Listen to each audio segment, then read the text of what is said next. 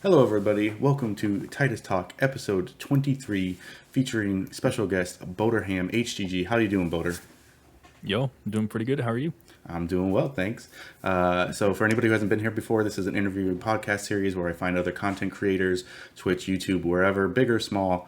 We get to learn a little bit more about them and just see how it's going for them. So, thank you for joining me today, Boter. No problem. I like to start today the podcast with how I got introduced to the person that I'm interviewing. So I don't remember specifically. I'm going to assume it was through HGG, probably through a raid of his. And I don't always follow people who gets rated, so that's not always a thing. But I obviously followed you because your community is great. You're very positive. You like to have fun on your streams, and I appreciate that. Right. Some people are just like very serious about what they're doing, and like almost like it is a job. And if you treat it like a job, it's going to come across that way. It is, yeah. All right. So for anybody who doesn't know who you are, Boter, tell us a little about yourself. Well, hello, everyone. I am Boterham. I'm a streamer on Twitch. I've been doing content creation for years. I think with me, it started on YouTube back in 2006, really. For as long as YouTube's been out, I have gotten this feel for content creation. And at that moment, I knew that it's something I didn't want to drop. And over the years, I have just been trying to experiment with what works and what doesn't. And eventually I found Twitch. And I knew the first moment I used Twitch was like 2012, I think. Oh, wow. If I'm not mistaken, Twitch has existed since 2010. Used to be called Justin TV. I knew that Twitch was just a lot more fun than YouTube. And eventually I kind of just went to streaming on Twitch strictly, kind of leaving YouTube behind. I've tried it multiple times. Registered the account that I have today in 2018, started streaming 2019 around the time I met HGG for the first time, and went full-time, kind of stepping away from the full-time part of it, but I went full-time April this year. And yeah, the content creation part of my life has been around forever. Yes, and he's actually chosen the content creation and some related games that we'll talk about in his topic of discussion later. Right. But before we move forward, for anybody who is here live with us on Twitch, feel free to ! raffle in the chat. We'll get you into a raffle, obviously, to get a gift sub to Boterham's channel. So if you're interested in that, go ahead and do that. And if you're here on YouTube, thank you for joining us. All right, so we will jump into it then. So, how long have you been gaming? Is it your entire life, or was it when you got a little older? How long have I been gaming? That's a question I don't really think about much. Because you kind of just start and you don't really give it much mind, especially at such a young age. But I think my first time really gaming must have been with the Super Nintendo that my mother used to own. And we're talking about when I was like, I mean, I don't know the details, obviously, but I think I was like 5 or 6 when I first got in touch with the Super Nintendo. And the first game I truly got introduced to was Link to the Past. And that is also where my love for The Legend of Zelda came out of. Ever since then, I kind of just haven't been able to put the controller down. That's where it started. That's where where I followed the path of which many would say, what a waste. But no, for me, it just hasn't been a waste. I had fun. I still have fun with games. Now, my Super Nintendo's in the closet now, obviously. I don't play it as much, if ever.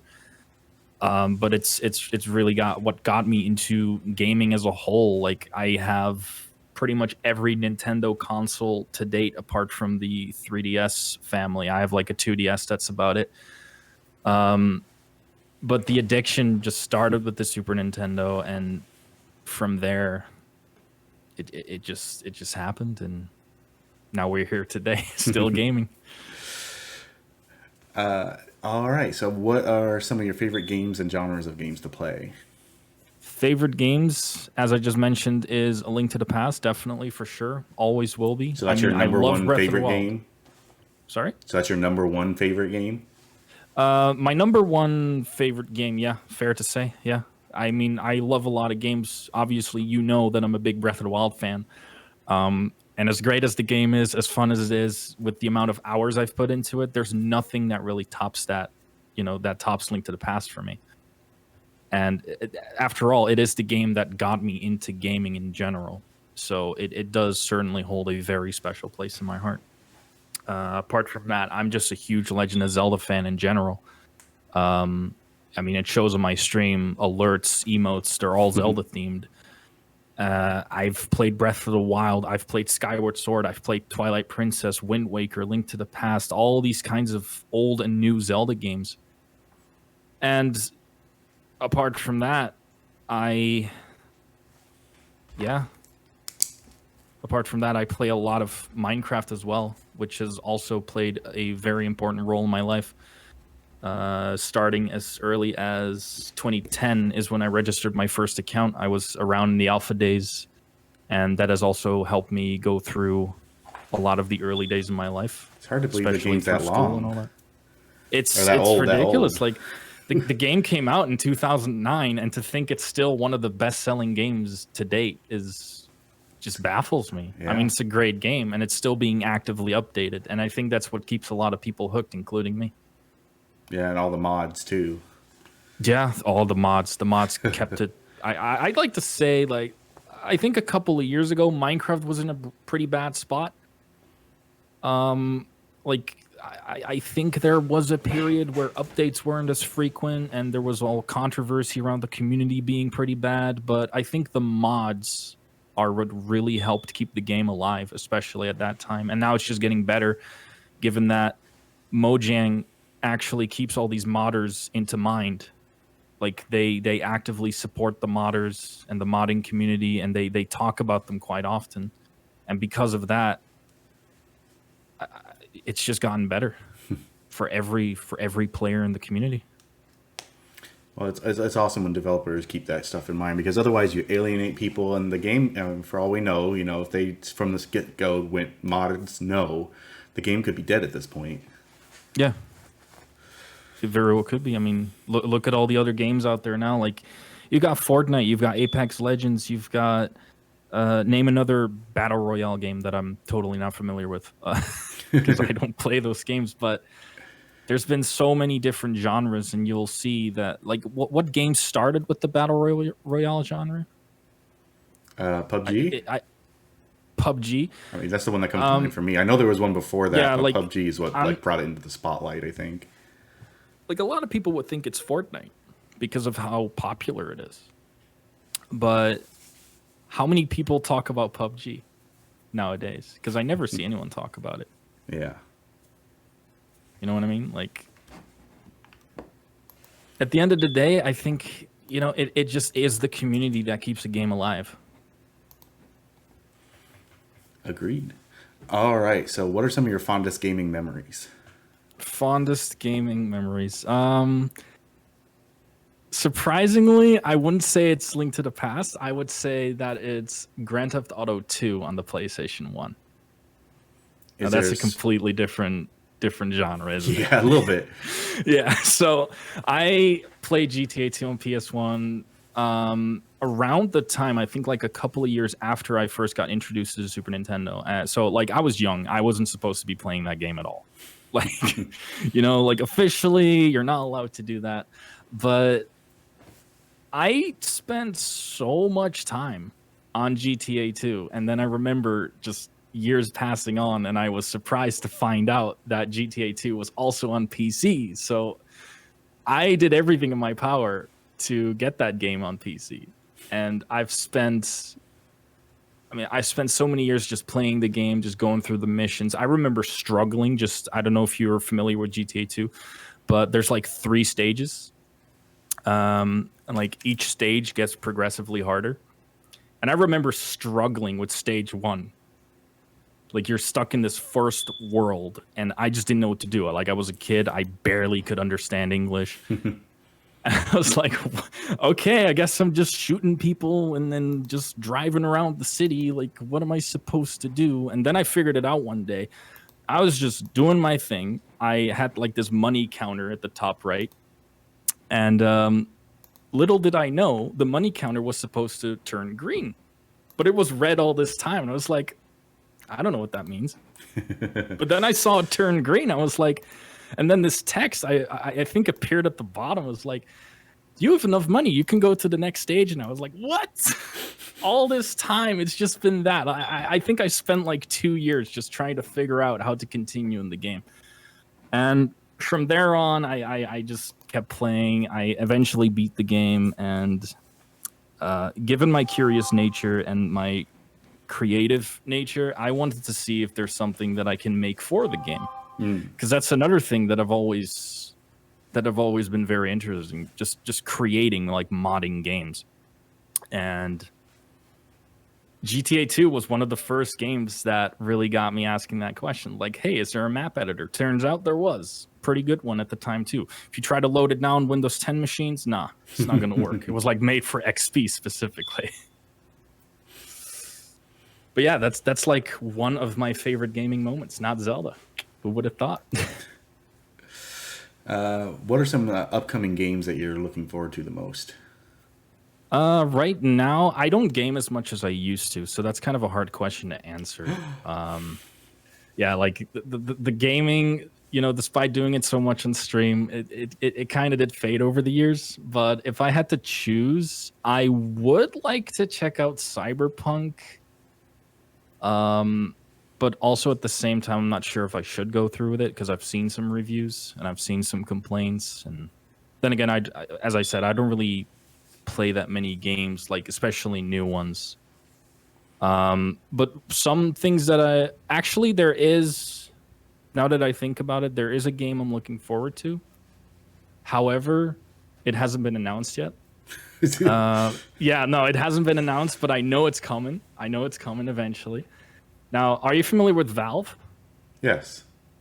And you're familiar with the Half-Life series? Of course. So Half-Life Alyx is the latest game in the Half-Life franchise. Was that the and VR it was one? It's purely made for VR.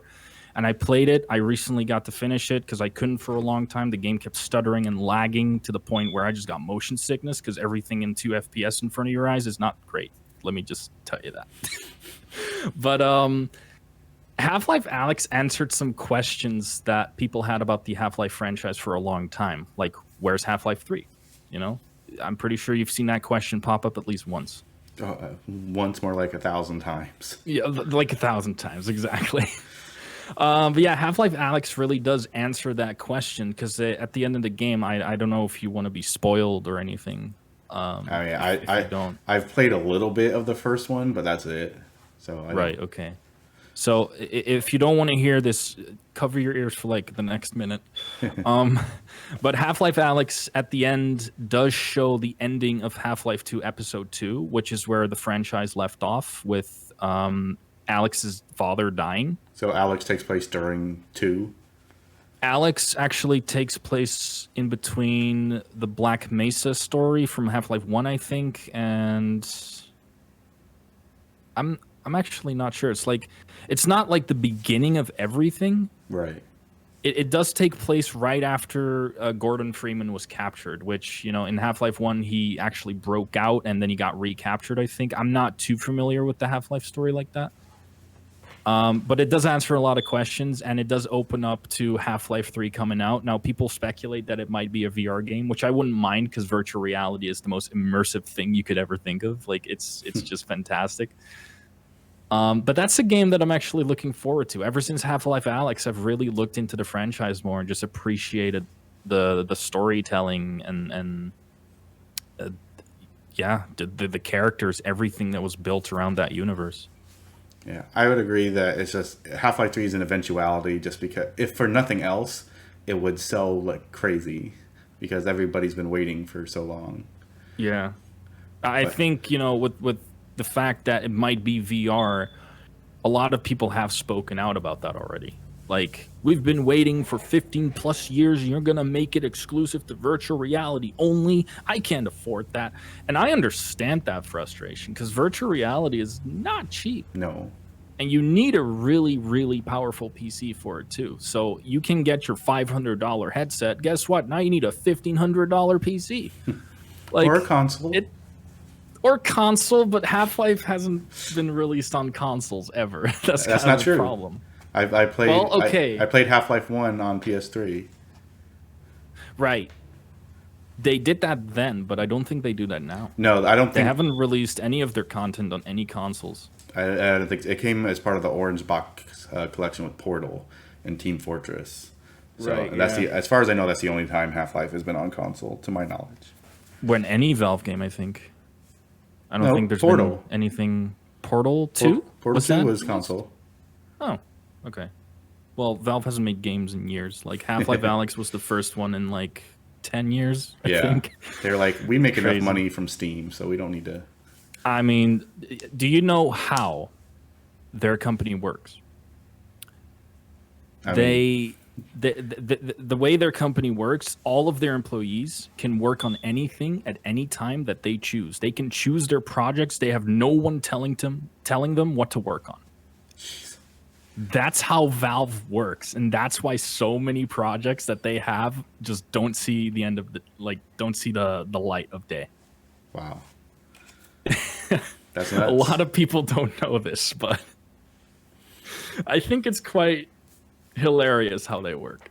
I mean, they have the money to do that, but you figure at some point in time, you gotta put a little, focus somewhere. To go back to what got you successful in the first place, yeah. Even if it's not that, just whatever they're choosing to work on, just focus on that as opposed to let me try this out. Nah, let me try this. No, there goes 2 years. Yeah, the reason specifically why they do that, which I think is a very good reason, Valve works the way they do because they know that if they work on something they don't want to work on, the quality is not going to be as good as a game that they work on that they do want to work on. Right. And because they all came together to work on Half-Life Alyx, which is something they came up with and they wanted to work on, and that is why it's as good as it is. Because love and passion was put into it. Interesting.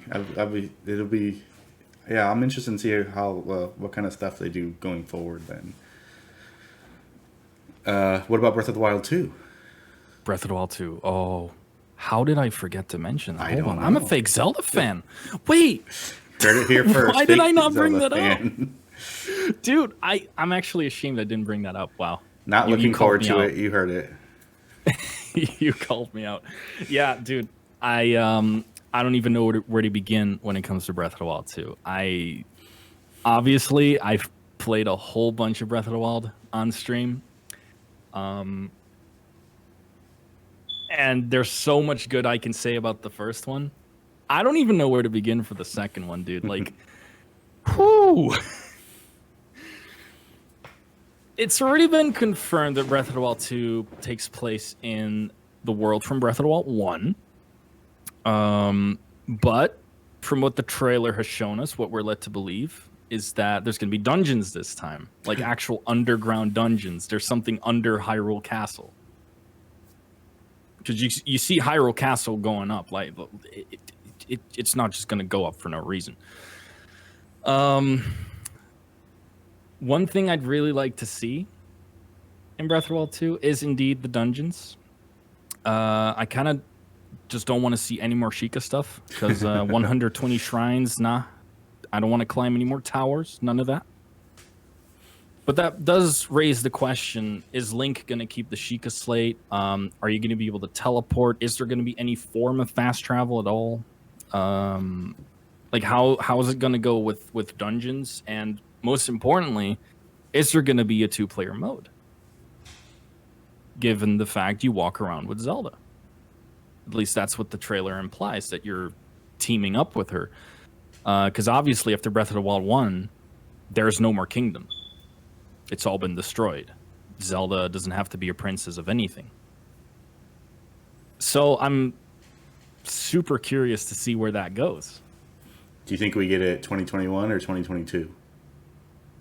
I'm going to say that It was originally planned for 2021, but then obviously this year happened. So I'm hoping we're gonna see it during the 35th anniversary, which takes place in February, I think, next year. That would be amazing. Or, if not the game's release, at least a new trailer, gameplay footage, whatever. But I think realistically, we might be looking at the end of 2021 or somewhere in the middle of 2022. Gotcha. Obviously, I don't know. I don't work at Nintendo, and neither do I have an uncle that works in Nintendo. But maybe a third cousin? A third cousin? No. I have no family at Nintendo. Yeah, that would be that. Yeah, I hope that's what happens. Never. Ho. Don't give them ideas now. Nintendo has made some really weird moves this year, so.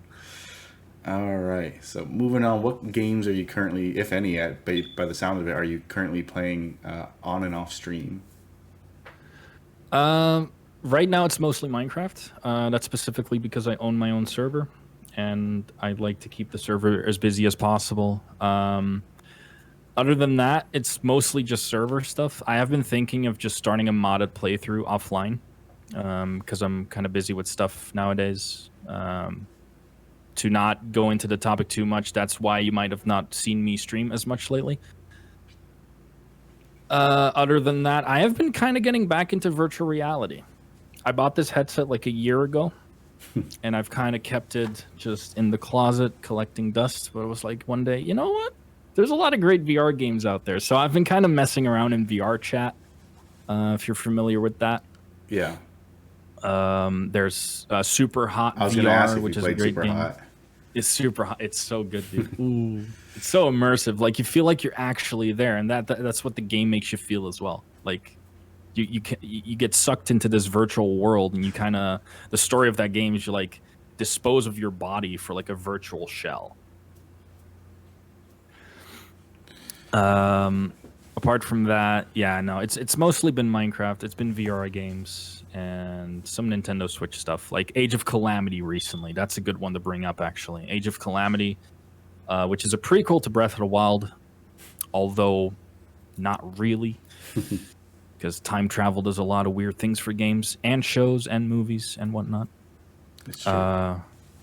But don't get me wrong, Age of Calamity, fantastic game. Really, really fantastic game. I enjoyed it a bunch. We got to see a lot that we would have never seen anyway. Like, obviously, if we were to get the true story, we would have still seen stuff that we wouldn't have gotten to see in the first Breath of the Wild. Right. But other than that, that's pretty much what I've been busy with nowadays. All right, switching over to more Twitch stuff. So, how did you go about choosing your Twitch name? That's a funny one, actually. So, a lot of you might know, or at this point, specifically the Dutch people know that Boterham means sandwich. Nothing else to it. It's just the Dutch word for sandwich. That is it. Your logo makes more sense now. It does. That's where the logo came from. No, for some reason, I always thought it was funny to just, if you come up with a name or a nickname or whatever for, like, whether it be content creation or whatever, instead of coming up with this really complicated name that most people would have to dig for to find the true meaning behind it, why not just grab a standard word out of the Dutch vocabulary, specifically and the Dutch, just boom, like boom. So, and to actually touch up on that a little more, I used to have a YouTube channel where my username was Coolcast, which is the Dutch word for refrigerator. I'm not kidding you. It's I don't know. It's kind of a thing that I've just kept going. I just think it's funny. There really isn't much of a backstory to it. I just think it's funny. It's like my content on YouTube and Twitch, it's all about having a good time, having a laugh, and not taking things as seriously. And I think my name really just portrays that. a Well, lot. now that I understand, I would agree. Yeah, like I'm just trying to have a good time, Like if this doesn't turn into like a successful full-time job with like thousands a month, I don't care about that. I just want to have a good time. That's it. Did I the just want to have fun. was the HGG always there, or did that get added later? That got added later. I started with BoterhamHGG, and Gmod stands for Gary's Mod, which I'm sure you know. And I used that game specifically not to join servers or play mini games. I used it as a video / animation creation tool. On YouTube, there's a bunch of stop motion videos made with Gary's Mod. You've probably seen them. Probably. And these videos date all the way back to 2009. And to this day, people are still making those videos. And I have a whole YouTube channel up with some of these animations. I don't have as many videos because I don't really work on these videos anymore. And I'm more quality over quantity. Yeah, and that makes sense.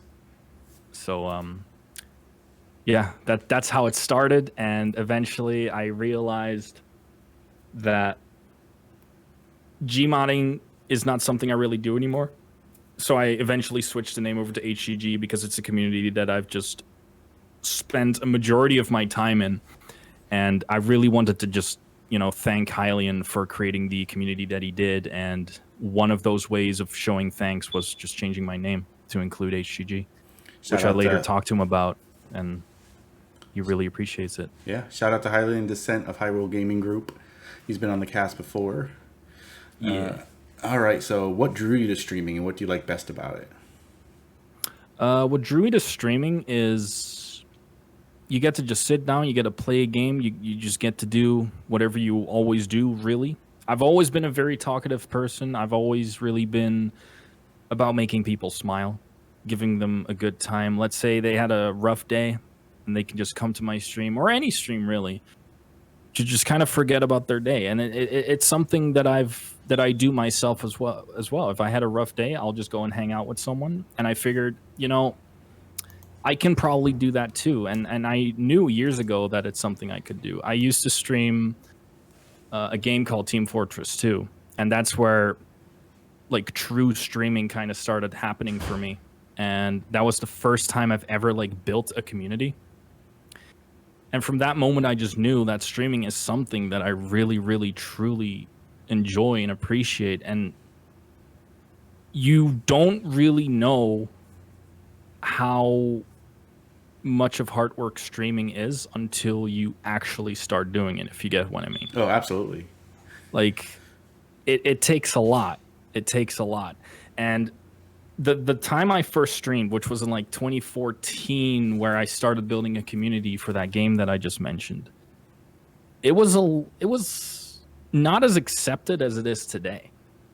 You would have a lot of trolls coming in telling you like, oh, find a real job. I wasn't even doing it for any of that. There wasn't even affiliate back then. Right. Like I couldn't even earn anything, even if I wanted to.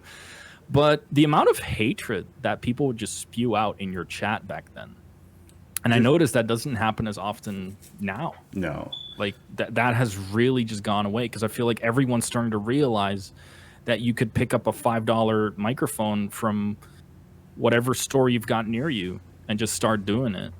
And only then do you realize how fun it is. I also hope they realize, like, back then, if they're in there watching you, telling you this stuff, it's like, you're telling me to get a job. What are you doing? Right? Yo, actually, though, like, I very specifically remember this one person that said this. And then, being the curious person that I am, I looked around and I found their Steam profile and was like, so this is what you do. You tell people to get a job. Look at you. You're just literally trolling people all freaking day. Like, what? I was like, what? Okay. The Have irony. a good day, dude. Have a good day. I haven't heard anything from that person ever since. So I kind of wonder how they're doing. But yeah. So you said you started at streaming at least at some point in 2014. So what has your streaming been like? It sounds like you kind of started, then stopped, and maybe started up again. When I started doing those streams, it was still during school and all that. So I didn't have all the time in the world to just stream 8 hours a day. I didn't have that luxury. And even if I did come home, there were like early days where you could come home at 12 and I could have easily gone live. But I think at the time, given how streaming was kind of still like a weird new thing, I kind of didn't want to like how should I call it, like bother doing it for like a lot of hours a day.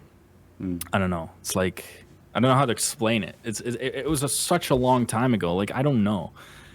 Let me think about this one.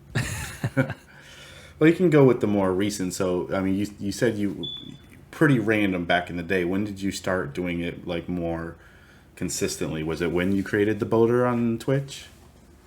Yeah, when I created the Boterham Twitch, I had a job at the time and I bought some streaming equipment, even though I didn't stream at the time. So I had like this microphone and a webcam and a capture card, and I bought it all. I was like, cool. I don't even stream yet, but you know, for the day that I might, gonna have all this stuff because I already knew that content creation is something that I really enjoy doing. So at that time, I thought I'm just gonna get all this stuff, and if I ever start doing something, I can use all of it.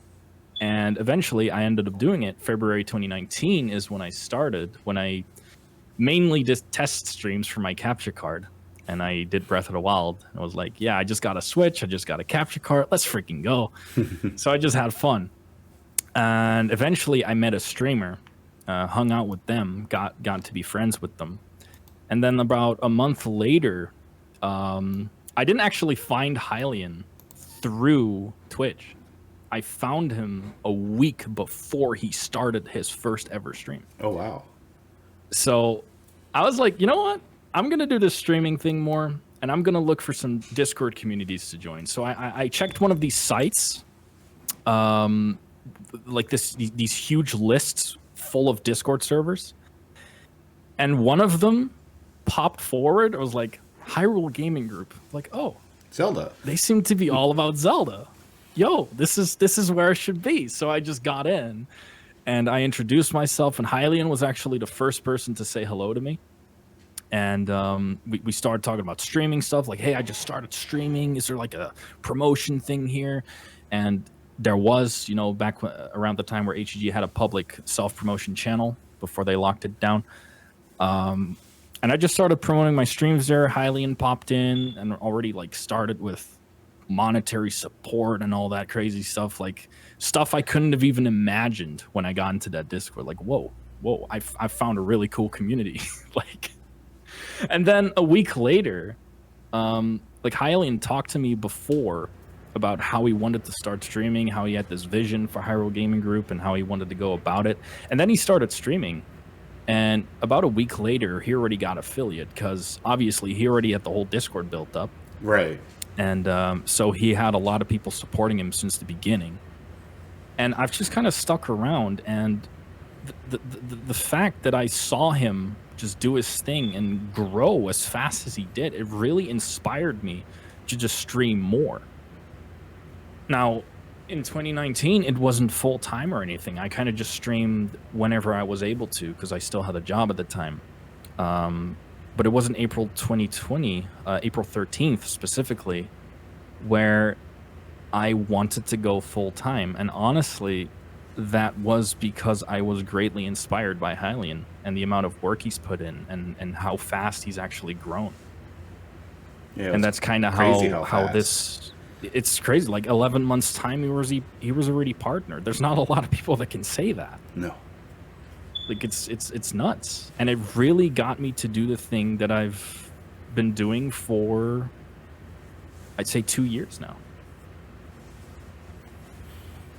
That's very cool. Who are some of your favorite streamers to watch? Obviously HGG. Obviously HGG, that's right. There's also Simply Press Start, who I like to hop into every once in a while. I need to think from the top of my head here. It's always hard if you have to like think of who you like to watch, because the moment you get asked, you kind of just shut down. You know what I mean? um, no, but I enjoy watching HGG. I enjoy watching Simply Press Start. Dazabound is someone that I really enjoy watching because like his humor is it's like on my level. It's as dry as it can be. And I guess Breezy, really, really good vibes. Also, big congratulations to her for growing as fast as she did as well, because I know she's been putting in a lot of work. And Legend of Dice is someone I like to hop into his streams every now and then. And some of the newer people I found, like the J Plays and Tornadre Compadre, like these are people that don't hang out in HGG. Right. They're not familiar with HGG. They know them by name. But yeah, these are people like I found over the years, and I've really come to enjoy watching them because it's just I really like those positive vibes around the streaming community. I was about to say, it sounded like you were almost trying not to use the vibes word, but you're like, no, that's the right word. I know. I feel like the word is kind of overused, but or trademarked by HGG. Trademarked by HGG. Yeah. No, I've seen other people use the word as well, but it's just, I feel like Twitch already has enough negativity as it is, and to just find these streams that make you feel safe is such a nice change of pace. You know what I mean? Oh, absolutely. Yeah. I like to think it's getting better, but then you always see the bad stories, so. Yeah. All right, so what are some of your goals or aspirations for your channel? One of my goals is to one day become a partner. But it's like a goal that I've kind of set aside for now, because I really just want to focus on having fun, and sometimes looking at the numbers, quite stressful. Yes. Quite stressful. And I think every growing streamer knows exactly what I'm talking about. Like if you see your viewer average go up and it just goes up and up and up, and then you see this massive decline, it hits you. Right. It hits you hard. So like I kind of want to put that aside for now and just kind of, worry about the one thing that I truly should worry about, which is having fun doing this. And don't get me wrong, it's not that I didn't enjoy it, but I kind of just want to forget that negative aspect of it. Makes sense. But yeah, one day partner. I already had a sponsorship that was pretty cool, so that's something I can already cross off. Do you? Yeah, I had a sponsorship with Raid Shadow Legends, which I believe everyone has at this point. So it's not like super special, but it's still cool that I got that opportunity. Yeah, the only goal that I really have is becoming a partner, next to the fact that I, of course, want to grow the community into something worthwhile, into something that's like boterific. Yeah.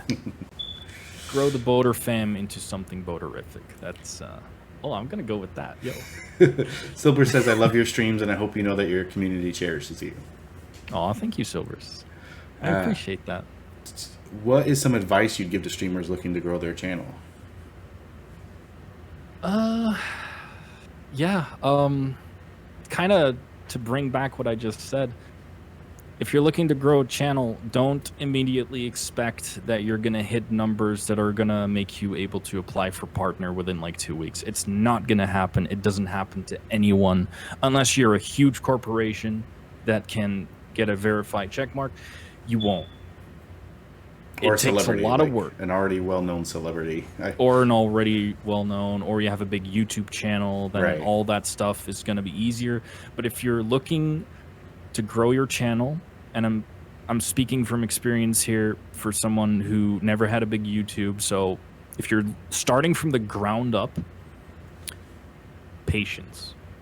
Lots and lots and lots of patience. Lots and lots and lots of hard work.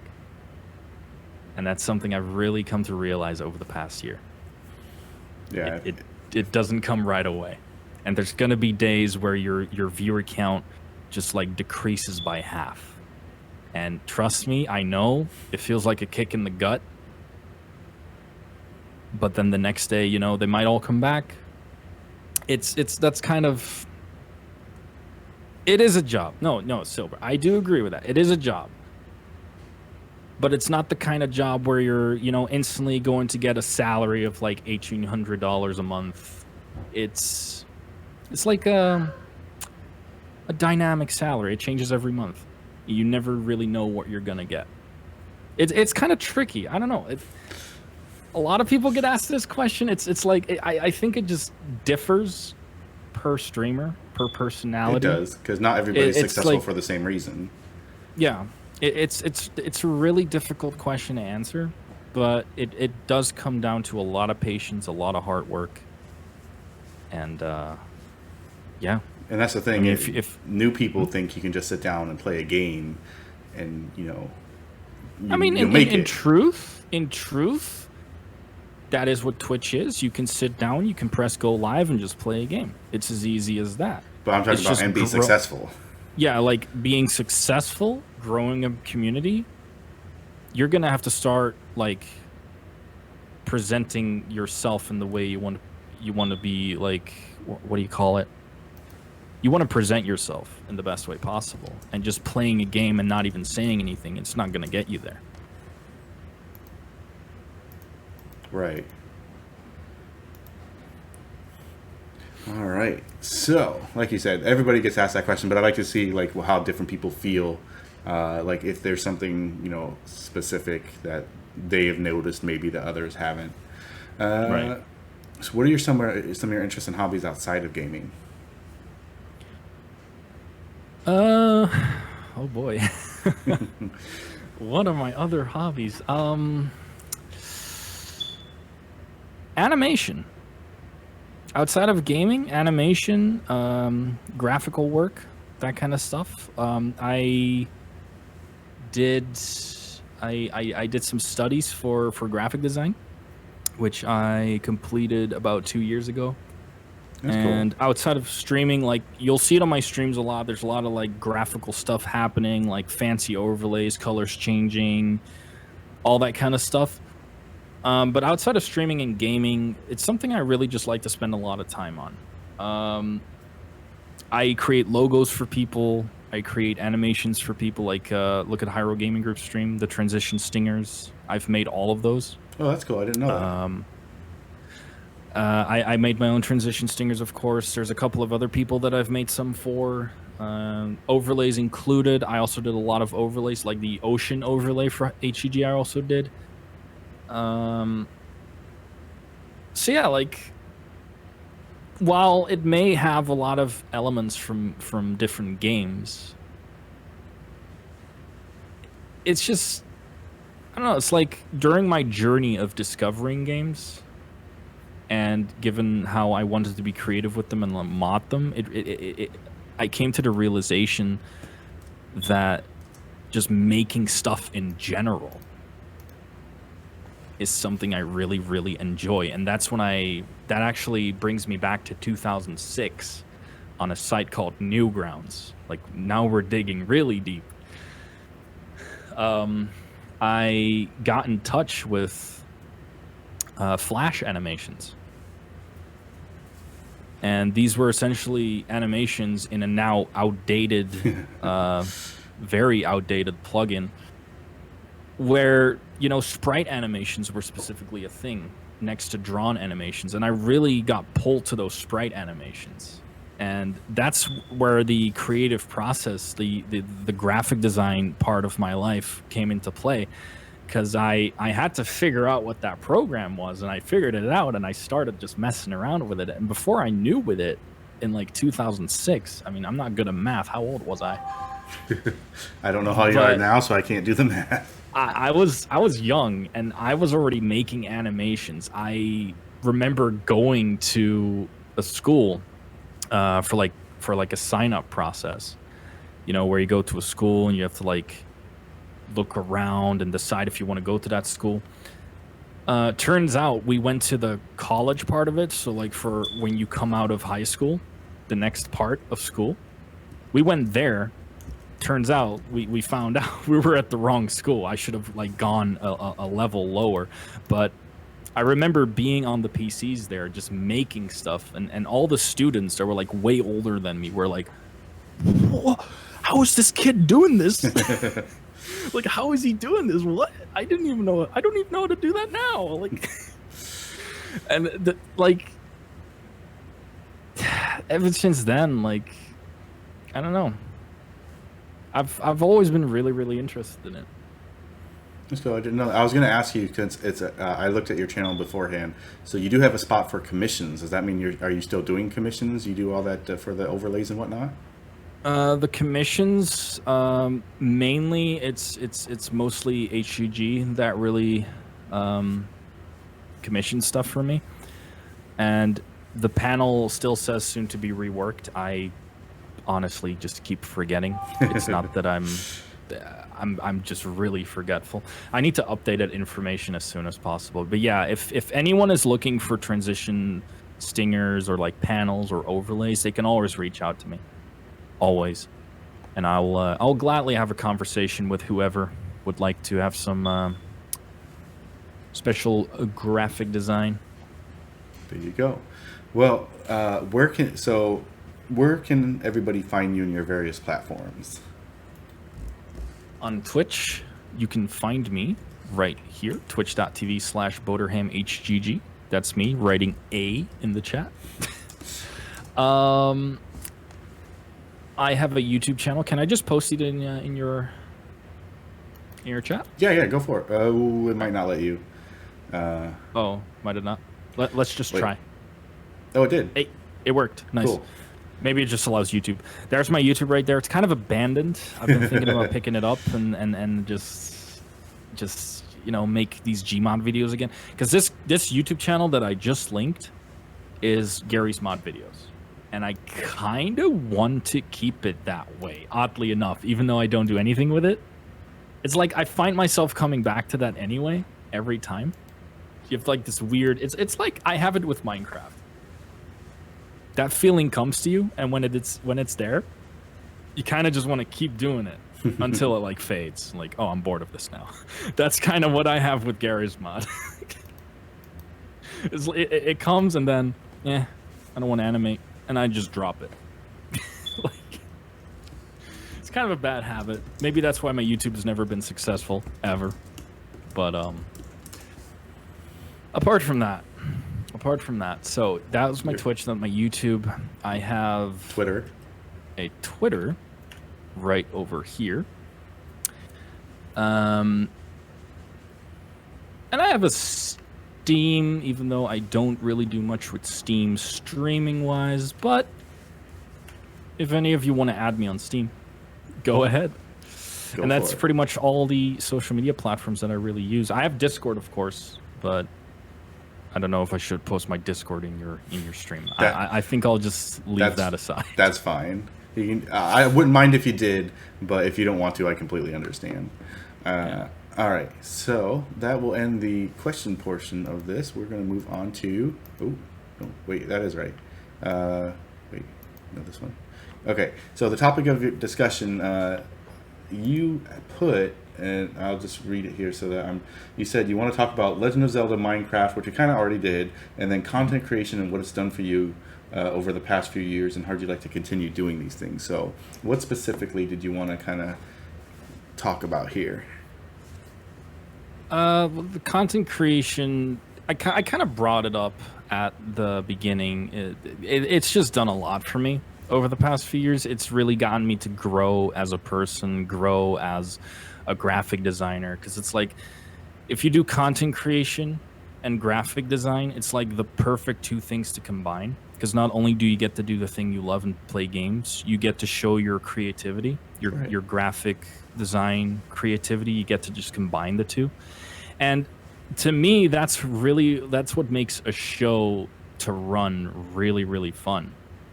You get to mess around with the skills you've learned, and like an animation, for example, can bring a lot of life to a stream. Absolutely. And if you can sort of combine that into a fun, like, let's say you're role playing on stream.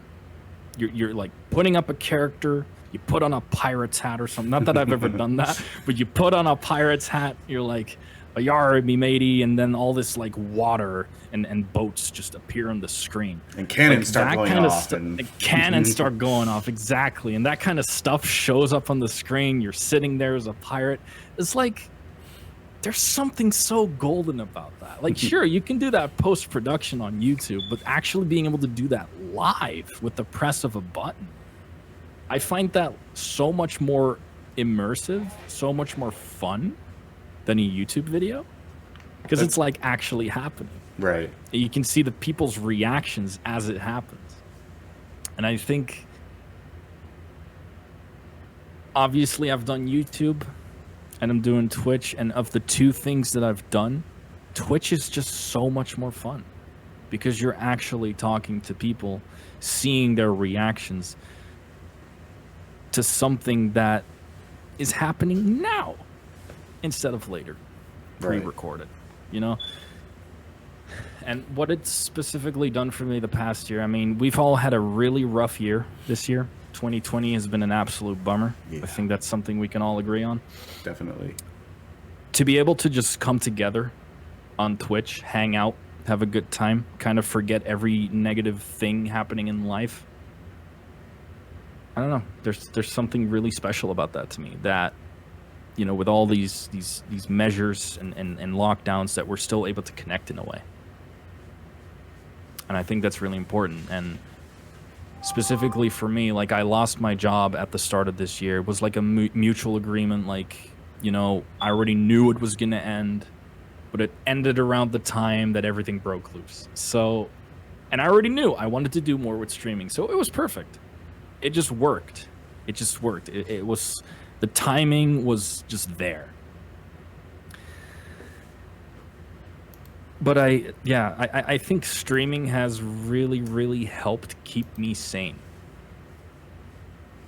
over this past year. That's good. I mean, everybody needs an outlet. Some people, it's on one side of the Twitch cam, some it's on the other. But, yeah. At the end of the day, we're all in this together. And if I can help a bunch of people, you know, make them feel better by the end of a stream, then, you know, I feel like I've succeeded. I've helped somebody's day feel better. And that's truly something I've always wanted when I, you know, do Twitch streams or YouTube videos. I just want to make people feel better, like whatever they've gone through. The Twitch version of Patch Adams. Can't say I'm familiar with Patch Adams. I'm only familiar with the movie. It was Robin Williams, where he was a doctor, but he used laughter to try to help people feel better. Oh, yeah. As part of his, including his normal routine. So, right. That's all I was referring to. Right. Well, that makes sense. Yes, I've seen the movie, but it's nice. Yeah, I see what you mean. Silver says, me, for example, he helped me a lot. So yeah, I know Silver. You come into my chat quite often, and I know there's quite a few things that are rough in your life, and if I can help make it all better, even if it only takes 5 minutes to help you feel better, or maybe even an entire day, I'm more than happy to, and I'm glad that I've been able to help you. I really am. All right. Well, is there anything else on the topic that you wanted to talk about? No, honestly, like, when it comes to content creation, I realize that a lot of the things I said about this particular thing I've already said at the start. It's kind of been very mixed. I'm sorry about that, but it happens. No, like, I think I've pretty much said everything about it. Okay. I do want to know, just, there's stuff I've heard of that I didn't know about you. Obviously, it sounds like with your creative outlet, almost like if your focus were somewhere else, you'd be like amazing there too. Just like depending on your focus, like for you, it's like digital art and creation there. Like if you had decided, you know what, I like to woodwork, your creative mind would probably, you'd be doing like crazy things with like woodworking. and for different, it's just based on how it sounds like your creative mind works, and your passion for it would make me think that if you decided to do something else in that kind of creative space, that it'd be like ridiculous what you'd be able to do. Yeah, I would agree with that. Yeah, I've never done woodwork, for the record. But I think if I were to make a career change, like a change of path, then I think woodworking might be something that I can get into, because it's just, you get to express your creativity in just in another way, and just like how people draw on paper and how people draw on a computer, it's like two different things. Unless you have a tablet, then it pretty much comes close. But if you have the idea in your head, you can express it on anything. Absolutely. It really doesn't matter what it is. You could be looking, I don't know. You could be coding, which isn't like coding. Coding is something I do too. I mean, I do simple web design, HTML, CSS. It's like as basic as it's gonna get. I do a very tiny bit of PHP, and even that, even though I'm not an expert at it, my overlay that allows you to change the color is built. It's not like a static image. It's a web page. Huh. Which a lot of people don't realize. No. But my overlay is actually a web page. I recently had it revamped by someone who's a lot better with coding than I am. But the idea was there, and I was actually able to make it for myself. Which sometimes, it's the little things that really make a show as well. Right. All right. So we were going to move on to gaming news. Now, I don't have anything written down, but a lot has happened in the last couple of weeks, especially with this last week with the Game Awards and things of that nature. Ooh. Yeah. We had Cyberpunk come out with a lot of yays and nays for various things. Yup. So yeah, is there anything specific that's happened in gaming, or you do movie stuff as well, that you wanted to talk about? I'll go through some, or I can just go through some things and you can say if you have anything to add to that. So there's Cyberpunk, of course, which a lot of people are very not happy with. They're not happy with the console versions, with how they look. Yeah, I've heard like PS3 and Xbox One, and PS4. then I keep seeing PS. Does that run bad too? I know. No, PS. Oh wait, it's not PS3. Sorry, yeah, no, PS4. I'm not familiar with PlayStation, so no. PS4 and Xbox. One thing that I see people bring up a lot is that it's a console from 2013, which, right. I mean, fair, but then also look at when Cyberpunk was released for the first time, or like the trailer was released for the first time. We're talking about the game that was announced more than 5 years ago. Yeah, it was, back when the PS4 and the Xbox One was like the only console that was there. Yeah, and I think a lot of people have even said like they've been waiting 7 years for it. So like there might have been an initial announcement but no trailer or something. So I can understand why those PS4 and Xbox One owners are frustrated, because this game was announced at a time where the PS4 and the Xbox One was a norm. And now, after 7 years, the game finally is out, and the console doesn't run it properly. Like, I can understand the frustration. You've been waiting for so long, only for it to just not work the way you thought it would. And apparently, PCs with a 3080 NVIDIA card just don't run great either. So, I don't know. I've been wanting to look into the game, but, after seeing the reviews, I'm like, yeah, maybe I'll wait. At this point, if you haven't gotten it already, I'd say wait like 6 months for. Yeah. Like they've already had like 4 patches for the game. Hot fixes. I've seen them. Yeah. So I'd say wait 6 months, see where the game's at, and you might even want to wait for if you either your PC to get upgraded or a new gen console if you're doing it on console. Right. Yeah. I think that's what I might do anyway. Like, I'm not in a hurry. Like Cyberpunk, I like open world games, but it's not like, I'm dying to get it. Yeah, same here. If I want to play an open world game, I've got Grand Theft Auto 5. It's great. You've got Breath of the Wild. All right, so then Game Award stuff. I don't remember a ton. There's a lot of new games announced, little things that look pretty cool. Swedish Chef has been added from the Muppets has been added to Overcooked, so that's pretty cool. Yeah, What was it? I mean, there was the winners themselves. Not a lot of surprises when I went down the list. Last of Us 2 The winning Last a of lot. Us got like 6 awards. Yeah. Animal Crossing won Family Game of the Year. Deserved, absolutely deserved. But yeah, not a lot of surprises there. The Smash Brothers character announcement. Oh yes, the Sephiroth. It's like I didn't get a chance to see the announcement before it was already all over Twitter.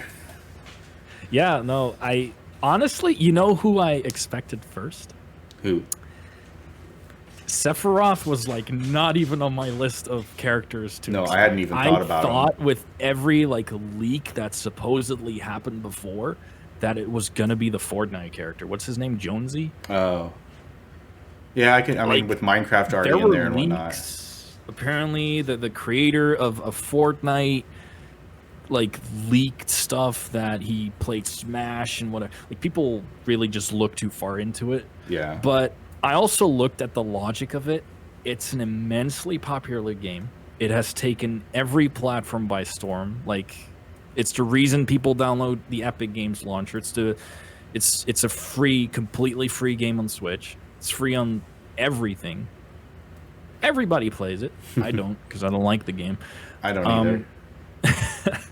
But to see Sephiroth, it's like, I don't know. That was like, I don't think anybody expected that. Well, and the first image I saw, because I didn't see the trailer, was the one with him and the shaded out one with him and Mario at the end of the sword. I was like, wait, what?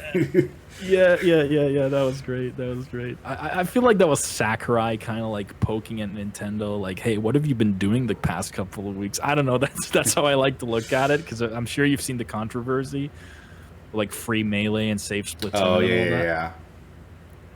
But I just thought it was funny. I don't know. I don't think it was like an actual nudge towards that, but the timing couldn't have been better.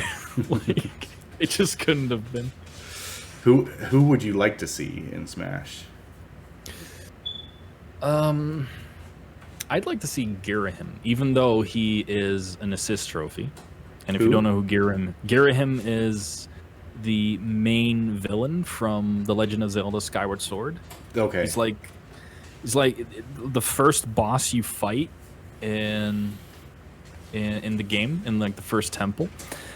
And he really enjoys just messing around with Link. He's kind of a, I don't know the right term to use for this, kind of a, what's the right word? Let me just Google it real quick. I have a feeling Taft they're saving Waluigi for like very last. Like the very last DLC character they ever do is going to be like, or they have the last quote unquote character and then they say that's it, and then they're like, oh, here's a free Waluigi for you guys. They might pull that on us. Like, hey, we had him coded all this time. Here you go. Like, what? No, but the character that I really want to see is known to mess around with Link a lot. He's good at swords, like sword stuff, like sword fighting. And he has like different forms throughout the game. He gets way more powerful.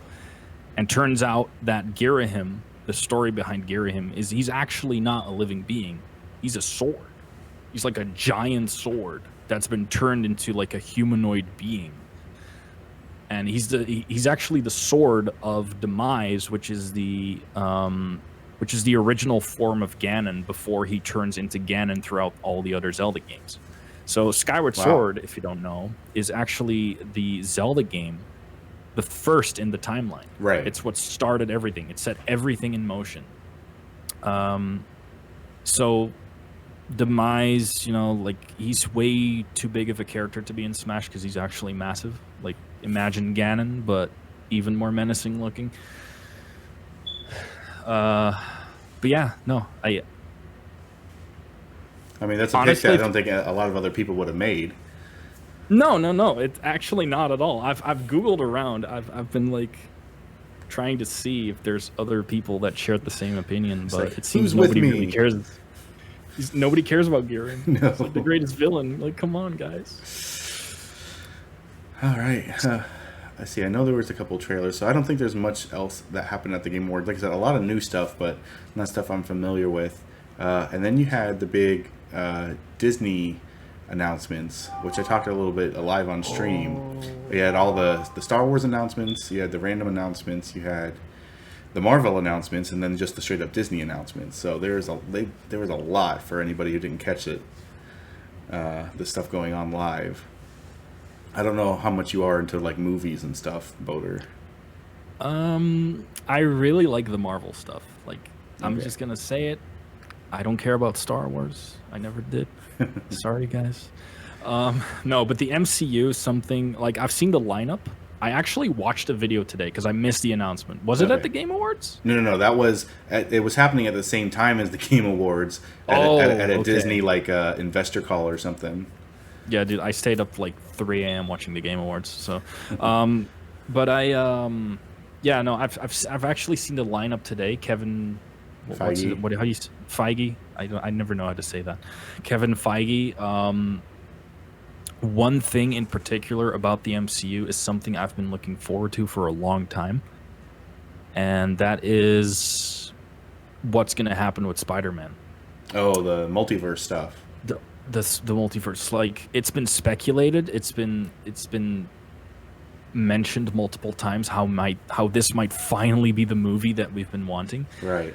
But I heard him say, Kevin Feige himself just came up and said, Doctor Strange, the Multiverse of Madness, directed by Sam Raimi. Boom, hint number 1, director of the 3 Spider-Man movies, is going to be directing the movie, and the movie is going to tie in directly with the next Spider-Man movie. Now, come on. That can only mean one thing. Oh yeah, and they've already had confirmed casting from Jamie Foxx from Amazing Jamie Spider-Man, Foxx, Alfred Electro, Molina, that's right. Doc Ock from the original Spider-Man trilogy. I mean, speculation that Garfield and Tobey Maguire. Maguire will be there, though that's not confirmed yet. And you've also got, I think it's still speculation too, but almost confirmed that WandaVision is basically kind of going to lead into Doctor Strange because she's the one who breaks the multiverse, and then Doctor Strange probably has to deal with it, but we don't know that confirmed yet. Kevin actually did say that WandaVision ties in directly with Doctor Strange. Okay, well there we go. He did say that in the announcement. We got one leading into the other, leading into the other, into this whole. That movie is going to be insane, hopefully in the best possible way. Dude, everyone's been waiting for it. Everyone's been asking about it, and they're finally going to give it to us. I cannot wait. I'm going to be in theaters for that. I don't go to theaters that often, but that is a movie I will be seeing on the big screen. Absolutely. So I'm wondering then, since supposedly this will be Spider-Man, he's got one movie to be in, and he's got his own movie. That's the new contract, was that he's got two films, one of his own and one to be in another one. I wonder if he's going to show up in Doctor Strange then at that point. Know that. And then if they do not have any kind of further things going after 3, if their explanation will be him ending up in a different multiverse from the current MCU, which is how they write him off. I'm wondering if that's how they're going to go. Like, I know that Disney and Sony have been trying to fight for the Spider-Man name for a while, and Sony is really just not willing on letting the name go. No, because it's the big moneymaker for them. They'd be crazy to let it go. It is. It's huge. Like, you might actually be onto something. Him getting sucked into another universe, I can see that happening. I mean, again, and it would explain him how he's out of the MCU. And like you've seen like posters in, what was the movie called? The Mobius. The Spider-Man graffiti. Right. So he could be pulled into the Sony Spider-Verse because of the multiverse, and that would explain him going out of the MCU. But we'll see. That does raise the question, though. What about the suit?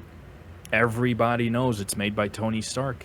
And the Sony Spider-Verse never talks about Tony Stark. How are they going to explain that? How is that?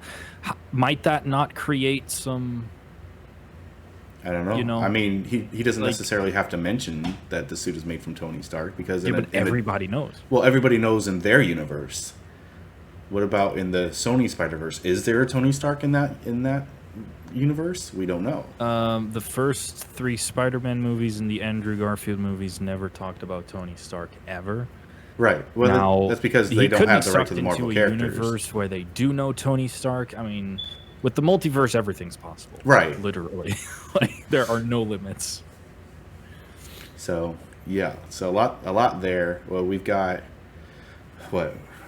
release dates for WandaVision, January 15th. I think it's Right. March for Falcon and Winter Soldier, and May for Loki. Yeah, Loki. Loki, which looks insane, by the way. Like all these shows that they're coming out look so good. It really looks to be on the same level as the movies. Well, that's the thing. As far my understanding is that they're getting movie level budgets. The problem is they have to split it out over like 6 to 8 episodes or whatever. So Right, yeah. they have to stretch it a little bit, but you still get that level of polish. Hopefully, in most cases, where it's just like it looks like a movie, but it's split up. And then the announcement of Secret Invasion with Samuel L. Jackson. That's going to be Invasion? big. What? Secret Invasion. So I think I missed that. I keep forgetting if it's the scrolls, the ones that were in Captain America that can change form. Oh, yeah. So the Secret Invasion storyline is that people are getting taken over as Skrulls, but they don't know, and it's just like a big thing where a lot of big characters, like I think in the comics, Captain America, obviously that's going to be different here, was like a Skrull they found out like later on and stuff like that, and so Secret Invasion they thought would be a movie, turns out it's going to be a series on Disney Plus. Oh, so okay. You're going to have some like big stuff happening there too. We didn't hear anything about Blade, but that's not too surprising. Yeah, they showed the title card. That's about it. Right. Black Panther 2, they confirmed for 2022, I think, and that his role will not be recast. Yeah. Which is good. What if? Oh, that looks amazing. What if? Dude, being able to see what might have happened if any of the characters made a different choice. Yeah. Is something I've always wanted to see. Like that, I get that with every movie. Like, what if this character did this? Right. What could have happened then? That's like a question I always ask myself, no matter if it's like a Marvel or DC movie. So to see the MCU team actually answer those questions, they understand what we want. And some of them are things that like you wouldn't even think about, like the whole T'Challa getting taken by Yondu and becoming Star-Lord versus I forget. It's Peter or Pete something, right? What is Star-Lord's name? Like, I don't know why I can't remember. It was Peter. Peter. I got Peter Quill. Quill, that's the one. Quill, yeah. So yeah, that's going to be amazing as well. That comes out sometime next year. So it's going to be a good year. You still got Black Widow coming out in May. I forget what other movies are coming out. Everything's been pushed back because of COVID. Yeah. But yes, MCU is looking quite exciting. It's always been great, especially Endgame. Endgame was a great movie.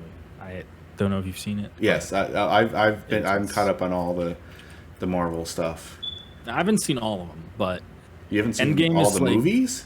I haven't seen all of the movies. I've seen all of the Iron Mans. I haven't watched a single Thor movie. I know, I'm missing out. But no, I've seen Ant-Man. I've seen the Iron Man movies. I've seen Captain America? One Captain America movie. Oh my God, 2 and 3. I mean, they're all good. 2 and 3 are like amazing though. Yeah, I've seen Civil War. Okay, yeah. Winter Soldier was really good. Like that, I think I've seen clips of that. That's the movie that came out that people were like, oh my God, these can be like seriously like not just superhero movies, but like awesome. Like this was like espionage and stuff like that. Yeah. What about Doctor Strange? Oh, dude, I love Doctor Strange. So the thing I do is I check clips on YouTube before I watch a movie. Like I want to know what I'm getting into, you know? And I saw clips. I was like, wow, this looks like the kind of movie that I would actually eat up. So I went to watch it. Damn. The visual effects in that. Oh yeah, they were Oh. really, really good. And the one thing I really liked about Doctor Strange, which is where I'm really glad they're going to expand on it in the next movie, is that Doctor Strange showed a glimpse and mentioned the multiverse. Like, it's always been there. Yeah. It's always been in the MCU. Then Spider-Man Far From Home mentions it too, even though that was all part of a plan for Mysterio. Right. They have been foreshadowing the whole multiverse thing. Absolutely. For quite a while now. So to see them actually do something with it, dude, I can't wait. I've very much been interested in multiverse stuff. I watch like DC shows, The Flash, for instance. They do a lot with that. Oh yeah, A lot of like multiverse and time travel stuff. It just really interests me. Sometimes I'm even forgetting I'm watching The Flash. It's all theoretical, but what if it's true? You know, right. It really makes me think about that a lot. All right, then you had, like you said, you didn't really care too much. Or you're not a big fan of Star Wars, which I watch them. I'm not like, oh, Star Wars. But they have the Andor series, they have the Ahsoka series, they have a Rogue Squadron, I think, coming out. Right. And a bunch of things that a movie made by, who is it? Somebody, Taika Waititi. They said he's making a movie, but they haven't said what. So a lot of things happening there. Mandalorian is great though, so if anybody hasn't seen that, if you like Star Wars at all, it's a great series. And still going, obviously. He had some non-Star Wars and Marvel stuff, like the new Indy 5, I think was announced for 2022, I think. And they've said, and they've probably said this before, this will be Ford's last outing as Indy. Right. I can't remember a lot more offhand. I should have had a page up, but it doesn't matter. Time's winding down anyway. And then there's a bunch of random Disney stuff. A lot of movies are coming to Disney Plus instead of theaters, or they're coming to both. They announced the next movie after Raya and the Last Dragon. They announced a whole bunch of TV shows. Chippendale Rescue Rangers, which is going to be a mix of live action and animation. So I'm not sure how I feel about that. Yeah, and then just a bunch of movies are getting their own shows, like Tiana from Princess and the Frog, Moana, they're all getting their own shows now. So there's a lot of news that came out this week. So if you haven't caught up on that and you're interested in Disney, Star Wars, or Marvel, I'd definitely go check it out. Yeah, I know about Star Wars' existence, but I've never nah, I don't know. It's just not for me. That's fine. I mean, again, I watch it. I will watch them. Like, I didn't even see episode 9 until a couple weeks ago, I think. So I'll watch them, but I don't go out of my way necessarily to watch them. Yeah, no, I get you. The only thing I know about Star Wars mainly is the memes. That's it. That's as cultured as I'm gonna get. Like stormtroopers can't hit a shot worth a darn. Stormtroopers, they make fun that stormtroopers will shoot 1,000,000 shots and never hit the target. Because in the movies, they're always shooting people and they never hit anyone. Yeah, no, I get that. Yeah, but there's also the classic memes it's over Anakin. Oh yeah. And hello there. It's so good. It's so good. That's the only things I know. All right. Maybe I need to give it a chance someday. Who knows? Maybe one day. But with that, we will start winding it down. Thank you, everybody who came by watching. Thank you, Boter, for joining me today. I'll give a last call if anybody's here live on Twitch. Put an exclamation raffle in the chat, and we'll get you a chance to win a sub into Boterham's channel. If anybody has any other more questions for him or myself, let us know now before we end the stream. Any closing thoughts, Boter? It's been nice to be able to talk to someone about content creation and gaming and Zelda and just how it has treated me for the past couple of years. Plenty of years. Well, I was And happy to have you on and get to learn a little bit more about you. And I do feel I like doing this because even though I know who you are as a streamer, I don't necessarily know a lot about you. I don't get a lot of most people I like watching. I don't get a lot of chance to watch. So this gives me like a little bit more deep dive into you, how your channel came to be, and who you are as a creator. So it's really cool. right. Yeah, no, like thank you so much for having me on, honestly. It's actually it's a lot of fun. I've never actually been in a podcast before. Like I hear that a lot. I mean, that's because most of us are really small time people. So I mean, I think it's cool for everybody to something to do. Yeah, it's just really kind of neat. So for everybody here live on Twitch, I put his link in the description. He does Breath of the Wild a lot, Animal Crossing, Minecraft. So check him out if any of that interests you. If you're on YouTube, I will put all of his links in the description below on where you can find him. Yeah, and again, thank you, Boter, for joining me today. For everybody else here, we're going to cut to the stream ending, and then we'll come right back so we can kind of finish it out. Yeah, thanks again, Boter. Thanks again, everybody here's live on Twitch, and we'll be back next month with I don't know who yet, so we'll find somebody. But everybody, take care. Have a happy New Year, since this is the last one of the year. And we'll catch you next time. see you later, guys.